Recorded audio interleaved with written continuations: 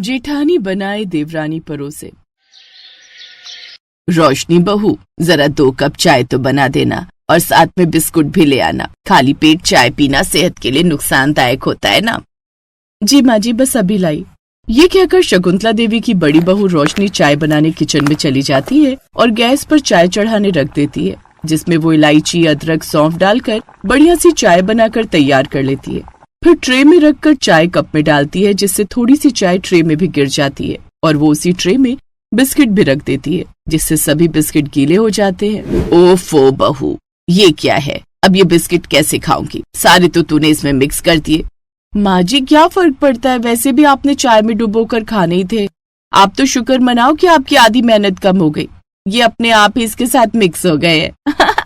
ये बहू भी ना जाने कब सुधरेगी, कब बंद होगी इसकी बेकार की ये हरकतें। रोशनी शकुंतला देवी की बड़ी बहू थी, जो कि खाना पीना तो बड़ा अच्छा बनाती थी, लेकिन उसे परोसने का सलीका उसमें बिल्कुल भी नहीं था। ऐसे ही एक दिन रोशनी का देवर गगन काम से घर लौटता है। भाभी, जल्दी से खाना लगा दो ना, बड़े जोरों की भूख लगी है। बस 5 मिनट देवर जी, आप फ्रेश हो जाइए, मैं तब तक खाना परोस देती हूँ।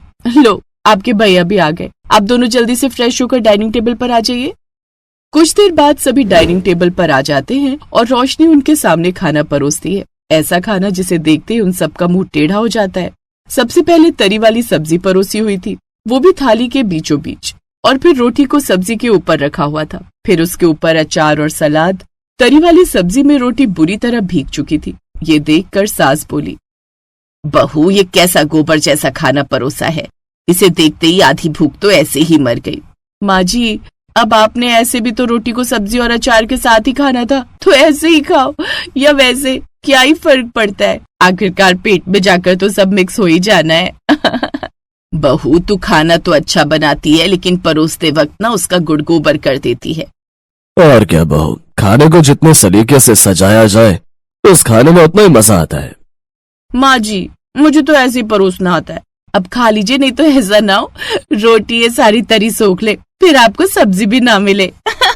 सास की बातों का भी रोशनी पर कोई असर नहीं होता।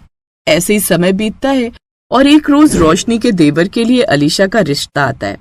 फिर संडे वाले दिन वो सभी अलीशा के घर जाते हैं, जहाँ ढेर सारे पकवान उनके सामने बड़े ही सुंदर तरीके से परोसे गए होते हैं। वाह, इसे कहते हैं डेकोरेशन। देख तो सब चीज कितने अच्छे से सजाई है। देखते ही मुंह में पानी आ गया। तभी लड़की की माँ लता बोलती है, बहन जी, ये सब मेरी बेटी ने अपने हाथों से लगाया है। जब सजा ही इसने इतने अच्छे तरीके से रखा है तो बना तो और भी अच्छा लेती होगी। वाह बहन जी, बड़ी गुणवान है आपकी बेटी। अब अलीशा भी सबको पसंद आ जाती है और फिर कुछ दिन बाद गगन और अलीशा की शादी हो जाती है। फिर शादी के अगले दिन, छोटी बहू, आज तेरी पहली रसोई है, तो जो भी तुझे बढ़िया सा बनाना आता है वो तू बना कर ले आ। और बड़ी बहू, तू तब तक घर समेट ले, शादी में सारा घर फैला पड़ा हुआ है। जी माँ जी। अब जेठानी घर की सफाई में लग जाती है और छोटी बहू अलीशा घर का खाना बनाने में। अलीशा रसोई में जाती है और खाना बनाने लगती है। 15 से 20 मिनट में उसका खाना बनकर तैयार हो जाता है, लेकिन उस खाने की डेकोरेशन में उसे पूरे 2 घंटे लग जाते हैं। वाह वाह, इसे बोलते हैं खाने की प्लेट। कितनी खूबसूरती से खाना परोसा गया है कि देखते ही दिल करता है सारी प्लेट चट कर जाऊं। कितना सुंदर डेकोरेट किया है। अब कम से कम हमें वो गोबर की तरह दिखने वाला खाना तो नहीं खाना पड़ेगा। देख बड़ी बहू, ऐसे करते हैं खाना सर, सीख कुछ अपनी देवरानी से। हमारे तो भाग खुल गए जो ऐसी बहू अपने यहाँ आई। ये सुनकर जेठानी का मुंह बन जाता है, लेकिन जैसे ही वो सब उसके हाथ का बना खाना मुंह में डालते हैं तो उनकी सारी उम्मीदों पर पानी फिर जाता है। क्या हुआ माँ जी, आपका मुंह क्यों उतर गया? तभी ननद धीरे से बोलती है, छी माँ, ये क्या है, इतना कच्चा पक्का खाना? अरे बेटी, वो आज नई बहू पहली बार इस घर में खाना बना रही है ना, तो थोड़ा नर्वस हो गई होगी। ऐसा हो जाता है कभी कभार नई दुल्हनों के साथ। आज बिना कुछ कहे खा लो, नहीं तो उसे बुरा लग जाएगा। तुझे पता है, मैंने तो घबराहट के मारे अपनी पहली रसोई में अपनी सास को जले हुए पराठे बनाकर खिला दिए थे। अब सभी नाक सिकोड़ते हुए वो अधकच्चा पक्का खाना खा लेते हैं, लेकिन अगले दिन भी जब अलीशा खाना बनाकर लाती है तो वो सर्व तो बड़े ही सुंदर तरीके से करती, लेकिन उसका बना हुआ खाना कच्चा ही रह जाता, जबकि वो खाना बनाने में सबको 2 घंटे लग जाते। और अब सबको मन मार कर वो खाना खाना पड़ता है। शकुंतला जी, आप तो कह रही थी नई बहू के खाने में 19-20 का फर्क हो जाता है, लेकिन ये तो 19-20 नहीं बल्कि 5-20 का फर्क निकला। कोई स्वाद ही नहीं है इसमें तो। अरे नहीं है, कुछ दिन में सीख जाएगी। अब रोज बनाएगी तभी तो सीखेगी। अब अगले दिन से खाना अलीशा ही बनाने लगती है। छोटी बहू, आज तू खाने में कटहल की सब्जी और रोटी बना ले। जी माँ जी। अलीशा खाना बनाने के लिए रसोई में चली गई। ये अलीशा खाना बनाने में 2 घंटे लगा देती है, लेकिन फिर भी इसका खाना कच्चा ही रहता है। आखिर ऐसा क्या करती है 2-2 घंटे तक कि फिर भी खाने में कोई स्वाद नहीं होता। आज चल कर देखती हूँ। सास रसोई में जाती है जहाँ अलीशा ने झट से मसाला बनाया और उसे पूरी तरह भुने बिना ही कच्चे मसाले में कटहल डालकर उसमें मिर्च डाल दिए। बहू, तूने तो 15 मिनट में खाना बना भी लिया। हाँ माँ जी, खाना तो मेरा 15 मिनट में ही बन जाता है। वो क्या है ना, बस डेकोरेशन में मुझे 2 घंटे लग जाते हैं। 2 घंटे? अरे भाई, खाना ही डेकोरेट करना होता है, पूरा घर नहीं। अब समझी, इसलिए तेरा खाना कच्चा पक्का रह जाता है।